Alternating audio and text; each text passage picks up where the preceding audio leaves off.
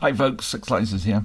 Now, this is the end of this batch of folding knives, and you could say I've saved the best for last.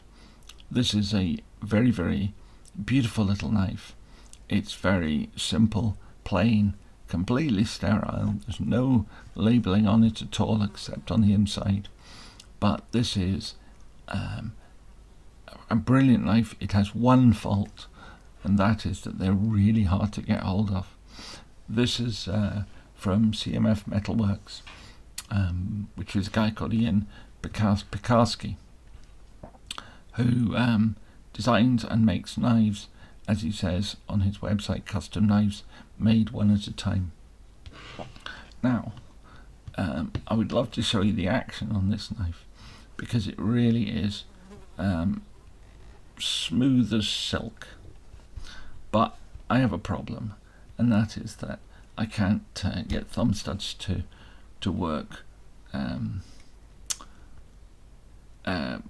a proper sort of flip. But just to give you some idea of the action, I just flick it with a bit of wrist to get that last little bit of it, and it is so smooth, it's just untrue. But anyway, as I say, this knife is beautiful. There is not a label on it. There is not a logo, there's nothing.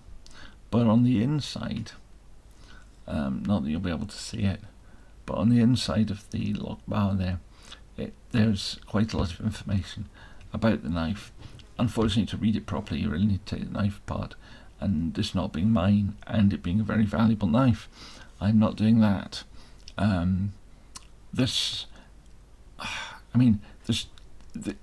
It's a very simple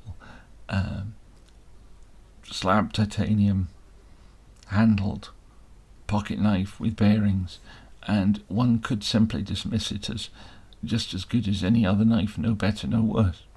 But I think that really underestimates the workmanship and the design that's gone into this. For example, I love this blade. It is a combination of looking really good and working really well, all at the same time. And there's a number of things that have gone into that. The fact it's got a sort of beautifully thin hollow ground edge that is incredibly sharp is almost sort of the icing on the cake. Once you've looked at everything else, we have a little bit of a recurve here. We have a load of belly on it here, and we have a very sharp needle point on it here. So there's very little that this knife couldn't be used for. But it has this false edge on the top, which we could have just called a swedge, but it's a hollow ground edge that looks as though it's almost like a bayonet edge, sharp on the back. Now, it isn't sharp on the back because obviously it's a pocket knife. If you put it in your pocket, you would cut yourself if it was. But it just looks really good. But as I say, with this blade shape and this thinness behind the edge, it's a hollow ground, very, very sharp. It's also very practical. It's also, although it's a recurve, which might make it a little bit more difficult to sharpen, you've got a lovely sharpening choil here, which is just right. It exactly does the job that it's designed to do, and that's to make the knife relatively easy to sharpen. Yes, sharpening it on flat stones would be a little bit more difficult because of the recurve, but for example, honing it on Spyderco or Lansky rod system would be a piece of cake. Would be absolutely fine.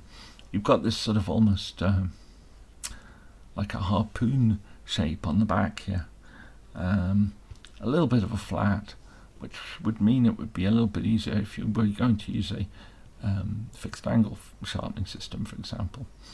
You've got double studs on both sides, which, as you know, matters to me because I'm not left-handed, but I have to use my left hand because the right one doesn't work. It's a frame lock, which is a good, solid, practical lock. Aesthetically, I don't like a frame lock, but I can't really criticise them for working. And it's not as though I having got a few of them myself and use them quite a lot myself. We've got the relief cutout on the outside, which again is one of my little bugbears.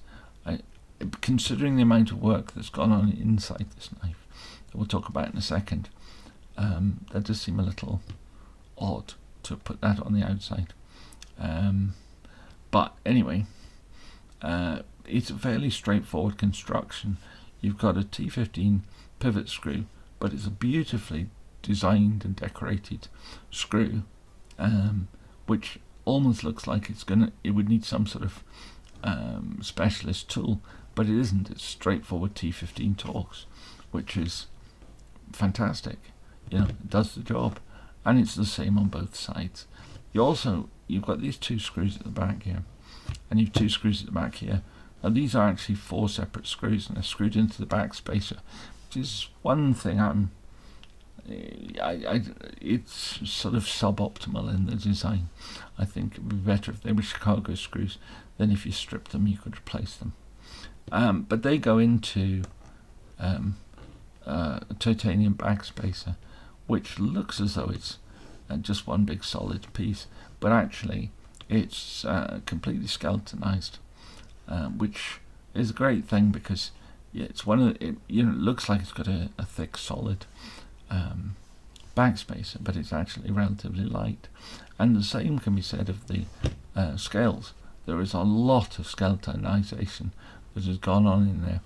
I don't know if you'll see any of it here. You might see some towards the tail of the knife, but it's really deeply cut out, but it has a triangular form to the cutouts, so it's kept its strength without the weight, which is just lovely. I don't know what else really to tell you about it. It's a lovely organic shape, and it fits in the hand nicely. This would be a brilliant knife to carry. In terms of blade length and the law and so forth, this is a good knife if you're in somewhere where you have a 3-inch knife rule, because not only is the blade just under 3 inches, but the cutting edge is pretty much identical to that, because the end of the blade here comes almost to the level of the scale. The ricasso itself and the end of the scale are pretty much coincidental there, which is very, very practical as well as being beautiful. In terms of millimeters, incidentally, it's about 73 millimeters long. Now, the blade, that is, both the cutting edge and the actual blade. I love this shape along the back here too.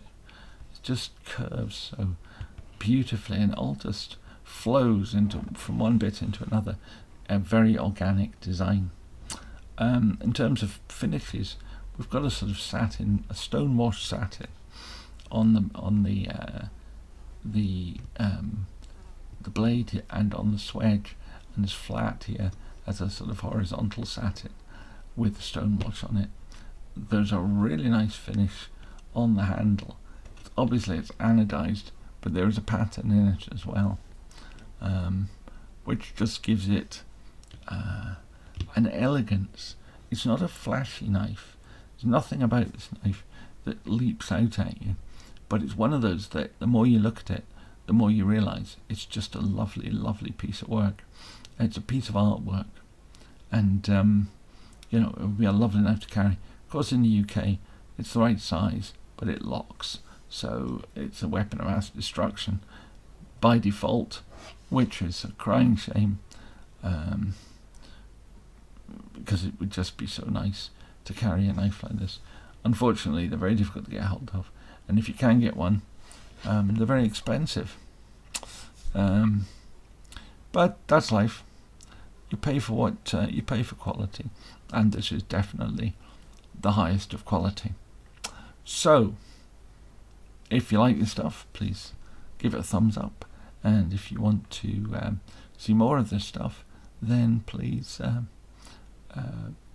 subscribe and remember to ring the notifications bell if you want to be notified of the next video.